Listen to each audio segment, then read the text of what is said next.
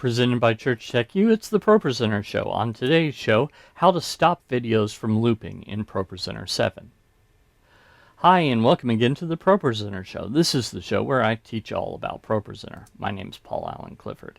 And before we get started, if you've ever been frustrated because a video is just looping and you don't know why, go ahead and give me a thumbs up. So, one of the things about ProPresenter is videos from the media bin can do a couple of different things. So it depends on how you add them as to what they do. But let's say you've got a video and it's looping, but you want it to stop. Let me show you how to do that. So here we are in ProPresenter, and first off, I'm going to go over this again, but I did touch on it in a previous video. Is we go into ProPresenter and then Preferences and then Import.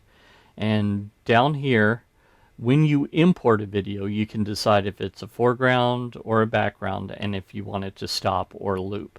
So if you always want it to stop, change it in there when you're bringing in videos, and that should solve that for the most part. There is one caveat.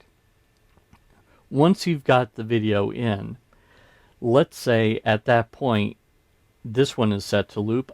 What if I don't want it to loop? I want it to be a background just as it is, but I want it to stop. Well, I can right click and go to playback and select stop. Once I do that, if I click on it and we go to the end here, it should stop. So nice and easy. No problem. Now I say that there's a caveat, and that is if you're bringing in videos from Windows Explorer if you're on Windows, or if you're bringing it in from Finder if you're on Mac OS, then just dragging the stuff in from the hard drive into ProPresenter, depending on where you drop it, it will do different things. So if you're in a hurry and you're dragging a video in and you drag it between slides, I'm not actually going to show you how this works because I'm just doing this from the media bin where it doesn't have any effect, counterintuitively. So if you do it from the media bin, then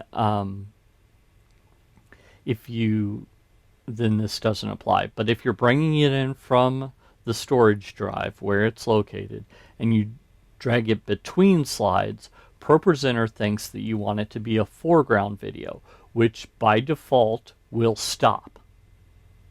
If you drag it onto a slide, ProPresenter thinks, oh, that's a background. That's the background for that slide.